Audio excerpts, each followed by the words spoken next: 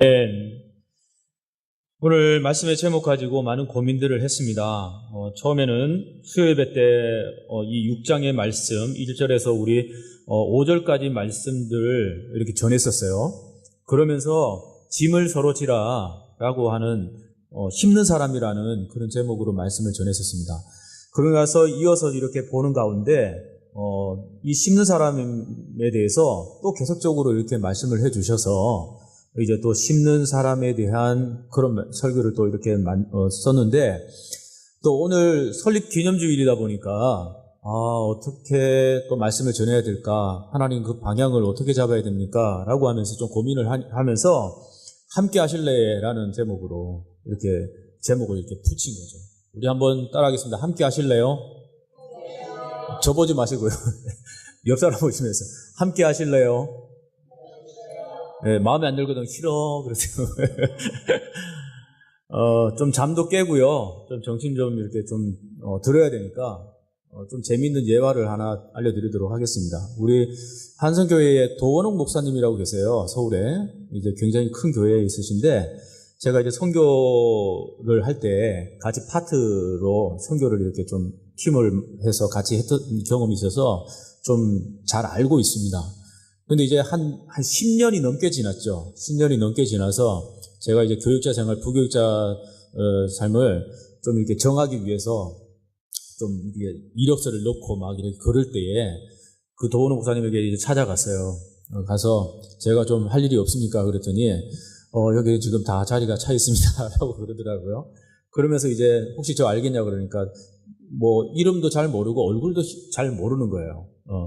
그때 뭐 잠깐 이렇게 같이 선교한다고 이렇게 모여 있었고 예배도 같이 드리고 컨테이너에서 이렇게 있었거든요. 그 경산 중앙교회에서 굉장히 이렇게 뜨는 목사님이셨는데 이제 한성교회에서 스카웃을 하신 거죠. 그래서 이제 서울에서 이제 목회를 하고 계십니다. 그 목사님이 이제 설교를 차 안에서 이제 들을 기회가 있었어요. 듣는데 이런 말씀을 하시더라고요. 거기도 이제 자신이 목회를 한번 돌아본 거죠. 돌아보면서 사모한테 이야기를 한 거예요. 어느 날 목사님이 사모님에게 이야기를 한 거예요. 자신의 설교에 대해서, 목사님이, 어땠는지 사모님에게 이제, 뭐, 잘했는지 못했는지 이제 물어본 거예요. 근데 한참 후에 사모님이 계란 5개 하고 200만 원 현금을 이렇게 가지고 왔답니다. 봉투에 딱 해서 이렇게 가져왔대요. 그래서 이걸 목사님에게 주더래요. 그래서 이게 뭔가 싶어가지고, 이제 물어봤답니다.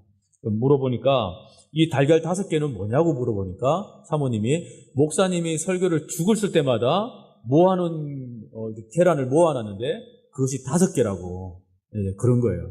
근데 목사님이 이제 지금까지 돌아보니까 5번의 망친 설교면 그래도 성공한 설교 아니겠습니까? 그죠? 성공한 목회 아니겠어요? 그죠? 야, 내가 그래도 5번밖에 실패를 안 했구나. 많은 성도들에게 그래도 더 많이 그렇게 또 은혜를 많이 끼쳤구나. 이제 딱 그렇게 생각하고 기분이 너무 좋은 거죠. 막 이렇게. 그런데 이제 200만 원 현금이 이제 딱 보이는 거죠, 이제. 그러면서 이제 또 의아해서 그러면 현금 200만 원은 도대체 뭐냐? 라고 이제 이야기를 하니까 사모님이 목사님이 설교를 망칠 때마다 계란 5개를 이렇게 모아놨는데 그거 판돈이 200만 원이라고. 다시 말하면 설교를 다 망쳤다는 거죠. 은혜가 된 적이 거의 없다는 거죠. 그러면서 야, 이게 참 목회자가 이렇게 참 힘든 것이구나. 하나의 은혜를 끼치기 위해서 많은 설교들을 준비하고 많은 시간들을 투자하고 거의 뭐 밤잠도 제대로 이렇게 신경이 쓰면서 자면 잠도 제대로 안 오거든요. 그런 이제 토요일, 금요일부터 이제 그런 압박감이 이제 오기 시작합니다. 오기 시작하면 이제 계속 이제 혼란이 와요. 혼란이 오면서 어떤 말씀, 어떤 제목만 나와도 80% 그냥 설교가 나오는 건데 제목이 안 나오는 거죠. 그죠? 그러면 막 이게 혼란스러운 거예요. 그런 고민 속에 설교를 만들어내고 말씀을 전하지만 200만 원이라는 200만 원이라는 엄청난 그런 실패의 설교. 사모님이 실패할 때마다 계란 5개를 모아놨는데 그걸 팔아가지고 모아놓은 돈이 200만 원. 200만 원이면 계란을 얼마나 많이 사는데요. 몇천 명이 먹을 수 있는 겁니다. 그러니까 참 설교자는 그런 고민들도 있지만 또 그런 부담감을 가지고 설교를 합니다. 저도 망친 설교들이 굉장히 많습니다. 않고요. 또 설교를 하고 나면 만족할 때가 한 번도 없어요. 예. 그래서 이제 설교를 전하고 나면 계속 돌아보면 이걸 좀 비유를 넣고 그러면 또 코멘트 해놓고 또 저걸 비유해놓고 코멘트 해놓고 계속 이렇게 계속 쌓아놔요. 그 다음에 또 이제 설교를 하면 또 달라지는 거죠. 업그레이드가 되는 거죠. 그렇게 해서 설교들을 뭐 재탕도 하고 뭐 또 교회 다른 교회 가면 또 재탕하고 그러면서 계속 보강을 하고 완전한 설교를 뽑아낸다라고 생각을 하지만 그래도 부족한 부분이 너무 많은 거예요. 참 어렵습니다. 이래도 함께 하실래요? 우리 담임 목사님도 마찬가지지만 그래도 함께 하셔야 돼요. 그죠? 부족한 목회자라도 그 속에 하나님이 부으신 바 있고 그 뜨거운 열정이 있기에 그 열정으로 함께 하시는 것도 참 좋은 것 같습니다. 그죠? 함께 한다는 것이 무엇인지를 우리가 한번 바르게 살펴보면서 본문에도 우리 한번 살펴보고요. 또 정말 말씀 속에서 함께 하는 것이 무엇인가 그걸 우리가 보면서 우리가 좀 바꾸어 나갔으면 좋겠어요. 바꾸어 나갔으면 좋겠습니다. 우리 젊으신 분들이 좀 많아야 되는데 다 빠져나가고 그죠?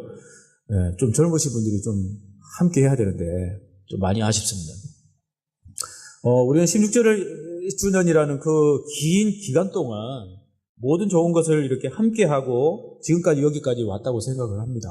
그죠? 얼마나 16주년 동안 함께 하신다고 고생도 많이 하시고 또 상처도 많이 받은 것도 있을 것이고 그죠? 기쁜 일도 있을 것이고 많이 돌아보면 그죠? 돌아보면 참 16년이라는 이 기간이 그냥 헛되게 흘러온 것은 아니라고 여러분들 생각할 것입니다. 갈라디아서 6장의 말씀은요, 너희가 서로 짐을 지라 라고 말씀을 하고 있습니다. 함께 한다는 것은 짐을 지는 것이다. 저는 그렇게 생각합니다. 네. 그래서 그리하면 그리스도의 법을 성취하라라고 말합니다. 우리 한번 보겠습니다. 6장의 말씀에 보면 2절에 말이에요. 너희가 짐을 서로 지라 그리하여 그리스도의 법을 성취하라라고 말하거든요. 네. 함께 한다는 것은 저는 짐을 진다라는 것이라고 생각합니다. 그래서 그 짐을 함께 지고 그럼 뭘 향해서 우리가 가야 되느냐? 뭘 해야 되느냐? 지금까지 뭘 했지? 라는 것이 아니라 우리는 무엇을 한 거예요? 그리스도의 법을 성취하기 위해서 지금까지 6년 동안 우리가 이 하늘문교에서 달려온 것이죠. 그리스도의 성취가 이루어지기 위해서 우리가 지금까지 여기까지 달려온 거예요. 그죠? 네. 우리가 죽어지고 내가 나라는 인물이 죽어지고 목사라는 것도 인물도 죽어지고 오직 그리스도의 법이 성취되기만을 우리가 달려온 것이에요. 그죠? 이렇게 함께 했기 때문에 지금도 성취되어 가고 있고 또 여러분들 내일도 앞으로의 일들도 성취되어 갈 겁니다. 할렐루야. 네. 그렇게 되어 갈 거예요. 우리는 16주년 동안 모든 좋은 것을 함께 했고요. 또 서로의 짐을 함께 지면서 걸어온 모든 시간들이 헛되이 되지 않았다는 것에 우리 감사할 수 있기를 바랍니다. 한우물 교회가 아니면 함께 할 수 있는 것이 없어요. 그죠? 한우물 교회가 아니면 여러분들이 지금까지 이런 경험들을 못했을 거예요. 그죠? 한우물 교회가 함께 할 수 있는 한우물 교회가 있기 때문에 그죠? 우리가 여러분들 다양하게 그런 추억들도 있고 그죠? 아름다운 추억들도 있고 그죠? 은혜들도 있고 또 이곳에서 구원받은 사람들도 살아가고 예배도 드리고 뜨겁게 찬양도 하고 그런 거 아니겠습니까? 함께 할 때 행복한 겁니다. 예.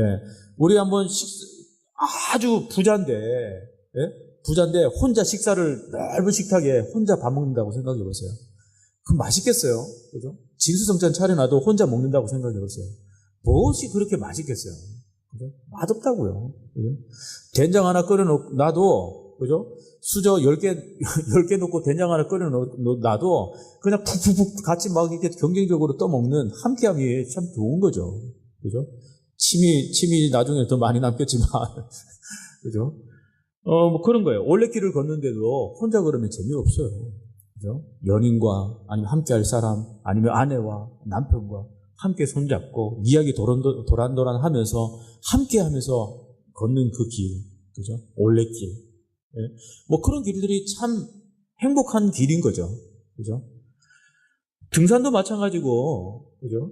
또 예배도 마찬가지고, 모든 것들이 마찬가지입니다. 예. 함께 할 때 행복한 것이에요.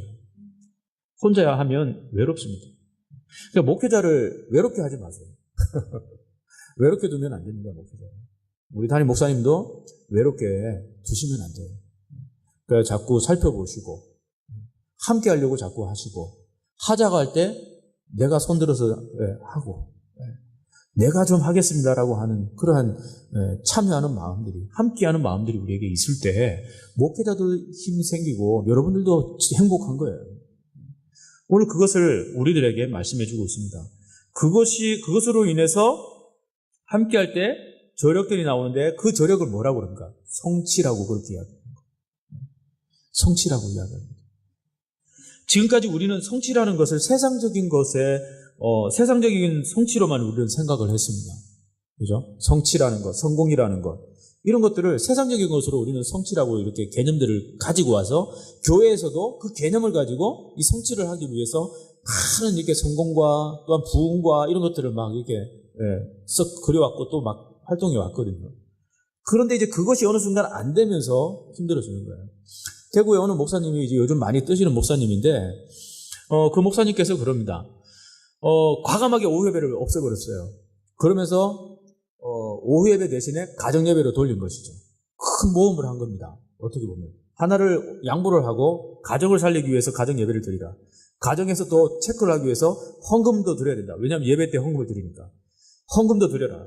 그러면서 이제 주보에 헌금 낸 거를 이렇게 보니까, 2,000명 넘는데 헌금 인원이 가정 예배, 오후 예배 드리는, 가정 예배 드린 인원이 헌금 낸 사람이 25명 정도밖에 안 돼요. 2,000명인데, 그러니까 가정 예배를 25명만 드린 것이죠. 그죠? 우리 오후 예배 이렇게 드리지만, 오전에 많이 나왔지만, 오후에 이렇게 등성등성 빈 자리가 그런 거가 마찬가지입니다. 이렇게 해도 그렇고, 저렇게 해도 그렇고, 이건 무엇인가 함께 하는 것이 아닌 것이죠. 그죠? 함께라는 것은, 목사와 여러분들과 뭐 그냥 그런 함께 하는 거 있지만, 하나님과 함께 하는 거잖아요. 함께 예배 드리는데 하는 거잖아요. 그죠? 그죠? 목사를 위해서, 교회를 위해서 뭐 함께 하는 것, 그것 이상으로 우리는 하나님께 예배하는 기 위해서 함께 하는 것이잖아요. 그죠? 그리스도의 법을 성취하기 위해서 우리는 함께 하는 것이지 않습니까? 그런데 그 인원이 25명밖에 되지 않아요. 문제가 있는 거죠. 그러면 이것이 정말 정상적으로 된 거냐? 이게 정상적인 목회냐? 내가 물어봤어요. 그런데 말씀하시는 건 뭐냐면 계속 세뇌하듯이 이야기한다, 우리는. 그러면 안 된다라고 계속 이야기한다. 그럼 뭐예요? 계속 25명인데. 그런 부분에서 이해가 좀 잘 안 돼요. 그 설득해서 잘 안 되는 건지, 아니면 함께하는 부분에서 좀 고장이 난 건지, 이런 부분이 요즘 현대 그리스도인들에게 많이 좀 아쉬운 부분이에요. 우리 교회도 마찬가지로 그런 부분이 너무 아쉬워요. 함께한다는 부분에서 함께하지 못한 젊은이들, 노인층들, 어린아이, 다음 세대든 함께한다는 것에 참 의미를 두면 참 너무나 좋고 행복한 것인데, 그 행복을, 함께하는 데서 행복을 찾지 못해요. 우리 학생들도 보면 그냥 함께하지 못하고 오직 게임에서만 행복한 거로 생각하지만, 게임에만 매달리면 정신분열해, 정신에 또 혼미해져, 또 말수는 줄어들어, 자꾸 이상해져 버리는 거예요. 그죠? 여러분들 함께 한다는 것이 무엇인지를 우리 깊이 깨달을 수 있기를 바랍니다.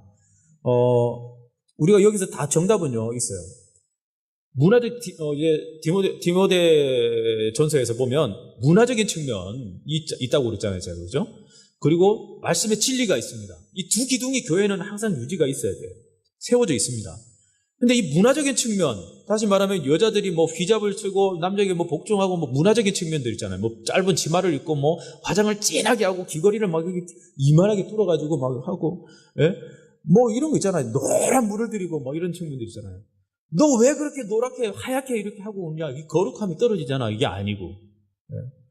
그 문화적인 측면이기 때문에 이 세대에서 뭐 바꿔도 되고 노란물을 하든 파란물을 하든 뭐 상관없습니다. 뭐 그렇게 하면 됩니다. 근데 이 진리라는 이 부분들은, 이 기둥은 내 마음대로 변질시키거나 바뀌어서는 안 되는 거잖아요. 그죠? 이 진리 기둥이 든든히 세워진다는 상태에서 문화적인 측면을 바꿔가도 돼요. 오후 예배 필요 없어? 그래, 끝나. 없어도 됩니다. 굳이 하나님께 예배 아니요. 말씀만이 세워진다면 오후 예배 듣고 가정에서 세우고 다른 곳으로 돌아간다면 되는데, 우리 함께하는 부분들이, 이런 부분들이 자꾸 이렇게 좀 혼란이 오는 것 같아요. 세워야 할 부분들이 세워지지 않고 문화적인 부분들, 이 바꿔야 될 부분만 자꾸 개선하고 막 프로그램 개선해 나가고 막 그런 것만 바꿔 나가니까 문제가 되는 거예요. 분명히 다시 말씀드려요. 이 두 기둥의 축이 건강하게 유지되어 있어야 됩니다. 그러면서 개혁주의는 바꿀 것들은 그 개혁주의 안에서 잘 바꿔가야 돼요. 그것이 깨지지 않는 범위에서. 개혁주의는 말씀은 그대로 살면서 바꿔갈 것들은 바꿔가는 거거든요. 이 개혁주의거든요. 그죠? 그러니까 개혁주의 정신을 여러분들이 아주 강하게 가지고 있어야 됩니다. 16년 설립 기념 이 주간에 우리가 깨달을 수 있는 것, 우리가 앞으로 더 개혁해 나가야 될 그런 부분들을 이렇게 우리가 깨달아 나갈 수 있어야 되는 것이죠.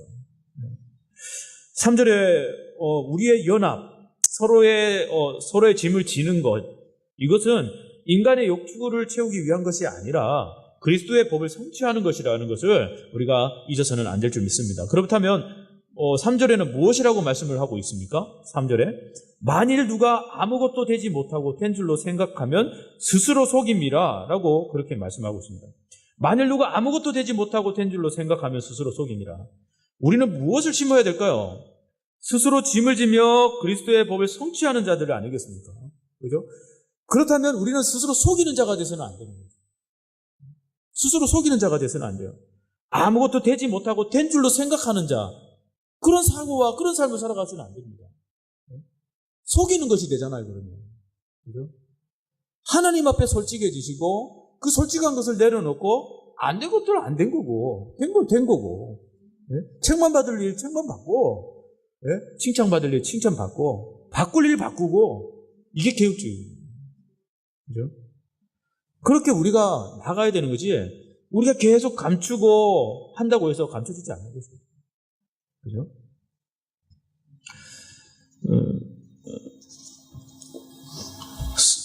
그래서 우리는 무엇을 심어야 할까? 어떻게 함께 해야 될까? 이런 부분들을 고민했을 때 서로 짐을 지며 그리스도의 법을 성취하라고 말씀하셨습니다. 오직 성공을 위해서 심는 사람은 오늘이 기쁠 수 있겠지만은 그의 미래는 즐겁지 못한 것이죠.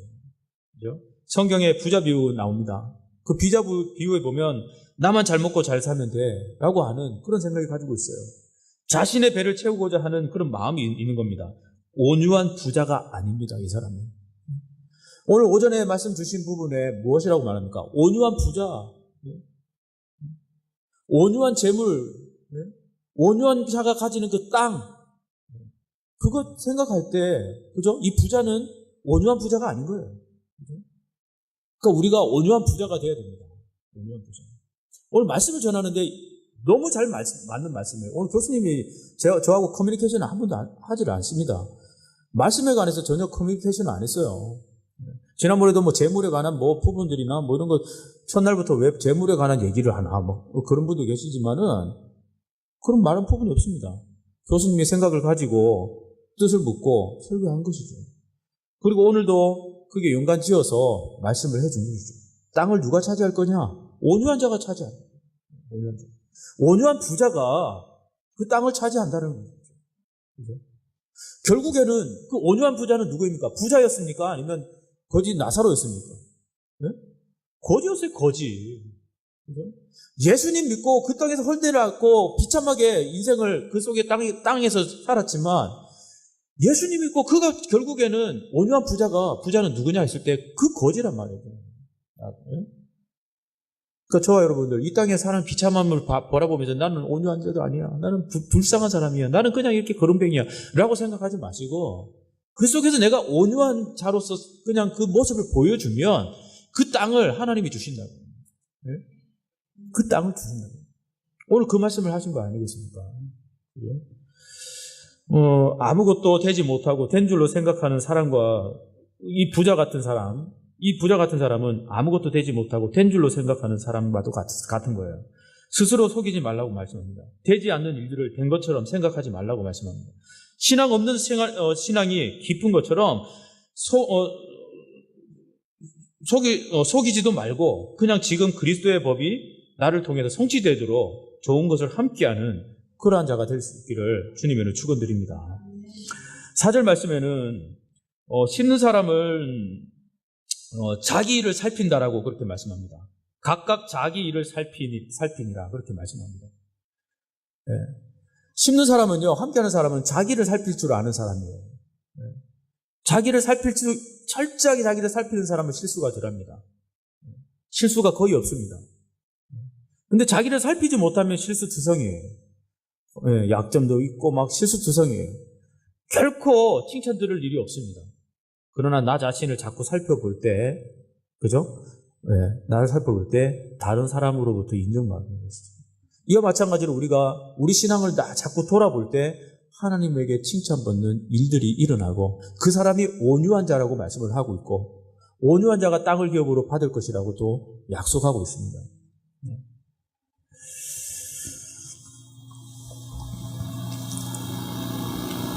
오늘 이제 본격적으로 오늘 말씀을 우리 또 조금 살펴보면서 우리 한번 말씀을 좀 묵상했으면 좋겠습니다. 우리 첫 6절 말씀에 보면 가르침을 받는 자는 말씀을 가르치는 자와 모든 좋은 것을 함께하라고 말씀을 하고 있습니다. 그죠? 우리 여기 부분에는요, 두 가지 측면으로 우리가 나눠집니다. 이 6장에는 너희가 짐을 지라라고 할 때에 너희가 짐을 지라고 할 때에 이 두 가지 거로 나눌 수 있는데 그건 뭐냐 하면 성도 간의 상호 관계예요. 성도와의 상호 관계가 잘 이루어져야 되는 겁니다. 성도 간의 상호 관계가 이루어지지 않는 것은 함께 할 수가 없는 것이죠. 너희가 서로 짐을 지라 할 때 상호 간의 관계가 있을 때 서로 짐을 질 수 있는 거죠. 그죠? 또 하나는 목회자와 성도와의 관계입니다. 이 두 가지를 말씀을 하고 있어요. 6장에는. 그러니까 성도와의 상호 관계, 목회자와 성도와의 관계, 이 두 가지 측면으로 너희가 서로 짐을 지라라고 말씀을 하고 있는 거예요. 성도들끼리 잘 짐을 지고 목회자와 성도들 간에 서로 짐을 잘 져서 그렇게 그리스도의 법을 성취하라라고 말씀을 하고 있는 거예요. 가르침을 받는 자, 다시 말하면 성도들은요, 말씀을 가르치는 자를 잘 만난다는 것은 무엇하고도 바꿀 수 없는 귀한 은사이죠. 그죠? 주님은 위로 올라가실 때에 선물을 주셨어요. 선물을 주셨다고 말씀하고 있는데 그가 혹은 사도로, 혹은 선지자로, 혹은 복음 전하는 자로, 혹은 목사와 교사로 그렇게 말씀을 하셨어요. 목회자란 머리 대신 주님께서 교회들에게 주신 최고의 선물임을 우리가 명심할 수 있어야 됩니다. 그러므로 모든 좋은 것을 함께하라 그렇게 말씀을 하고 있는 거예요. 모든 좋은 것을 함께하라. 목회서 시내는 잘 다스리는 장로들을 배나 존경할 자로 말되 말씀과 가르침에 수고하는 이들을 더할 것이니라 라고 디모데전서 5장 17절에 말씀을 하고 있습니다. 모든 좋은 것을 함께하라는 그 의미는 뭐냐면 말씀을 전하는데 전념할 수 있도록 해야 한다는 거예요. 말씀을 전념할 수 있도록 도와주라는 거예요. 그래서 모든 좋은 것을 함께할 수 있는 것이죠. 말씀대로 모든 좋은 것을 그러나 목회자가 성도들에게 기대하는 바는 물질적인 그런 부분들이 아니에요. 모든 좋은 것을 함께하는 말씀 그대로인 것이죠. 이렇게 권면하고 있는 바울은요, 너희도 우리를 위하여 간구함으로 도우라라고 부탁을 하고 있습니다. 너희도 간구함으로 도우라. 목회자를 위해서 간구함으로 돕는다는 것은 제일 좋은 것이죠. 함께하는 제일 좋은 것이고 또 함께하는 것이에요. 여러분들 그렇게 기억하시고 내가 목회자와 어떻게 좋은 것을 함께할 수 있을까? 성도들 상호 간에 내가 어떻게 좋은 것을 함께해야 될까? 함께 하실래요라는 것을 구호 삼아서 우리가 그렇게 정말 서로 함께할 수 있는 그런 관계들을 형성할 수 있기를 주님을 축원드립니다. 내가 자녀에게 말하듯 하노니 보답하는 양으로 너희도 마음을 넓히라 라고 고린도후서 6장 14절에 말씀합니다. 고린도서 7장 2절에는 마음으로 우리를 영접하라 라고 호소하고 있습니다. 마음으로 우리를 영접하라. 마음으로 영접하라. 서로 짐을 지는 것은요, 서로 마음으로 영접하는 거예요. 또 내가 자녀에게 말하듯 하고요. 보답하는 양으로 너희가 마음을 넓히고 그들을 받아들이고 이해하는 마음으로 그렇게 하는 거예요. 잠언서에서는 뭐라고 말하냐면 내 부모를 즐겁게 하며 너 낳은 어미를 기쁘게 하라고 그렇게 말합니다. 가정에서 함께 하는 것은 자녀가 내 부모를 즐겁게 하고요. 낳은 어미를 기쁘게 하는 이것이 함께하는 겁니다. 그리고 또 사람의 마음이란 무엇보다도 좋은 것이고요. 이는 아무에게나 줄 수 있는 것도 아닙니다. 그러므로 성도들이 목회자에게 마음을 준다는 것은 다시 말씀드리면 물질을 주는 것보다도 더 큰 위로와 격려가 되는 것이죠.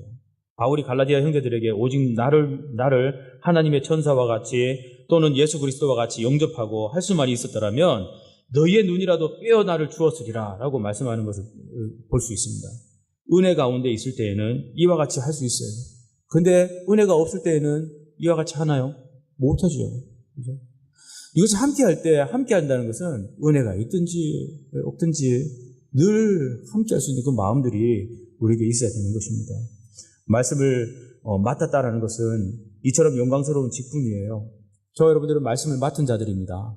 네, 말씀을 맡은 자들이에요. 그런데 명심해야 할 점이 있어요.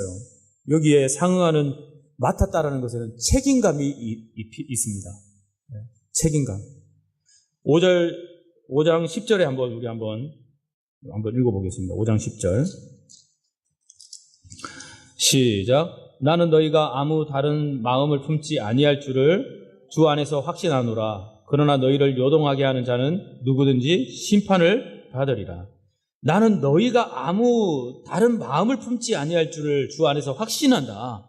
사도 바울의 말이죠, 그죠? 그렇지만 너희를 요동하게 하는 자는 누구든지 심판을 받으리라. 그 함께하는 데에서 요동하는 사람이 있어요. 심판을 받으리라 라고 말씀합니다. 그죠?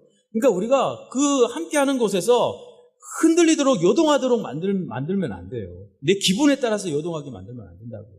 그죠? 성도의 상호관계에서 요동하도록 흔들어버리면 안 되는 거예요.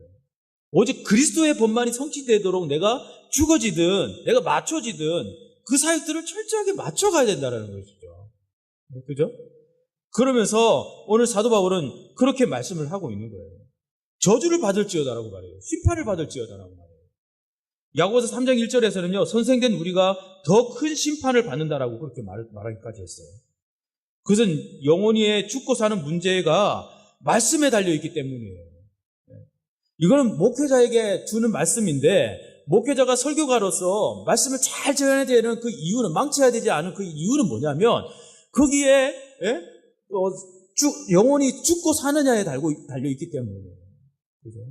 그렇기 때문에 이 말씀에 문제없이 성경적으로 말씀을 잘 전해야 되거든요. 그런 부분에서 많은 부담이 있어요, 솔직히. 그죠? 그러므로 바울의 목회의 비전은 우리 주 예수의 날에 너희가 우리 자랑이 되고 우리가 너희 자랑이 되는 것이라 라고 말씀합니다. 데살로니가 교회에 보낸 편지에서도 사도 바울의 마음을 보면 우리의 소망이나 기쁨이나 자랑의 면류관이 무엇이냐? 그의 강림하실 때 우리 주 예수 앞에 너희가 아니냐? 너희는 우리의 영광이요 기쁨이니라 라고 그렇게 말씀했어요. 아비가 자기 자녀에게 하듯 권면하고 주 예수의 날에 세움을 받는 것보다 더 큰 가치가 있는 일이 무엇일까요? 그것보다 더 가치 있는 일이 무엇일까? 그것은 간단합니다. 함께하는 겁니다. 모든 좋은 것을 함께하는 거예요. 네.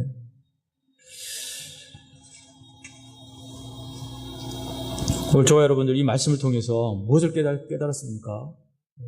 우리가 함께한다는 것에 무엇을 또한 우리가 조명해 봐야 됩니까? 지금 여러분들 함께하고 있습니까? 이런 것들을 우리가 한번 점검하고 우리 돌아봤으면 좋겠어요. 이제 이사 신방도 하고 이사도 하시면서 좀 계속 이렇게 좀 돌아보고 그랬는데 그러면서 성도님들의 마음들을 이렇게 잘 좀 알겠더라고요. 신방을 통해서. 이게 참 신방이구나 라는 생각들이 들 정도로 좀 그런 부분에서 저도 은혜가 되고 또 신방 받는 사람들 이렇게 잘 마음적으로 받으니까 그 함께하는 그 부분들이 은혜가 넘치더라고요. 지금 3분 정도 받으셨는데 그 속에서 참 은혜가 막 많이 넘쳤어요. 함께할 때 그렇게 행복하고 함께할 때 서로 위로가 되는 것이고 예배도 함께 예배할 때 큰 은혜가 있는 것입니다. 여러분 목장 예배 그냥 제가 뭐 광고 때 그냥 이야기하는 것처럼 듣지 마시고 목자들은 반드시 그 목장 예배를 들으셔서 함께 할 수 있는 행복이 무엇인지를 느껴보기를 주님께 축원드립니다. 네. 설교는요, 다름 아니라 씨를 뿌리는 사역이죠. 그죠? 그래서 무엇으로 심든지 그대로 거두게 될 것을 진정으로 믿기만 한다면, 그리고 스스로 속이지만 않는다면은, 그리고 하나님은 조롱을 당하시거나 속으시거나 하실 분으로 잘못 생각하지 않는다면, 그래서 심는 대로 거두게 되는 심판이 있을 것을 분명히 믿기만 한다면, 말씀을 얼마나 두렵고 떨림으로 전하게 될 것인지를 한번 생각해 봤어요. 바울은 이를 알았기 때문에 우리는 수다한 사람과 같이 하나님의 말씀을 혼잡하게 하지 아니하고 그 순전한 마음으로 하나님께 받은 것 같이 하나님 앞에서와 그리스도 안에서 말하노라 라고 말씀합니다. 여러분 말씀을 받을 때 순전함으로 하나님께 받은 것 같이 하나님 앞에서와 그리스도 안에서 말하노라 라고 말씀합니다. 그렇게 말씀을 받고 그렇게 또 한 목회자와 함께하고 성도 간에 함께함으로 말미암아서 그 함께하는 행복들을 누릴 수 있는 저와 여러분이 될 수 있기를 주님의 이름으로 축원드립니다. 우리 기도하겠습니다. 사랑과 은혜가 풍성하신 하나님, 오늘 시간에 우리들 함께하는 것이 무엇인지를 우리가 보았습니다. 하나님, 우리들에게 더 깊은 정말 함께하는 그 마음들을 주시옵소서. 하나님께 우리의 마음들을 다 아버지 하나님 내어놓고 정말 그리스도 안에서 서로 간에 함께 정말 할 수 있는 그런 마음들을 다 가져서 우리 교회가 또한 그리스도 안에서 풍성한 나눔들과 함께하는 일들이 하나님 풍성하게 일어날 수 있도록 주는 은혜를 더하여 주시기를 간절히 원합니다. 함께할 때 얼마나 아름답고 행복한 일들이 많은지를 우리가 깨달을 수 있도록 도와주시옵소서. 하나님 사도 바울은 그 함께하는 것이 무엇인지를 분명히 말씀하고 있습니다. 서로 짐을 지지 않으려고 하는 것이 아니라 그 상대방의 그 공동체 안에 정말 짐까지도 서로 질 수 있는 그 마음들을 가지라고 말씀하고 있습니다. 하나님 우리들 그러한 짐을 지겠다는 그 마음과 함께하고자 하는 그런 마음이 함께 아버지 어우러져서 하나님께 귀한 영광을 돌리고 우리에게도 기쁜 정말 행복의 정말 일들이 만들어질 수 있도록 하나님 우리들 더욱더 함께하는 일에 힘을 다할 수 있도록 도와주시옵소서. 감사드리며 예수님 이름으로 기도드리옵나이다. 아멘. 우리 오전에 찬양했던 우리를 사용하소서 우리 다시 한번 찬양하도록 하겠습니다.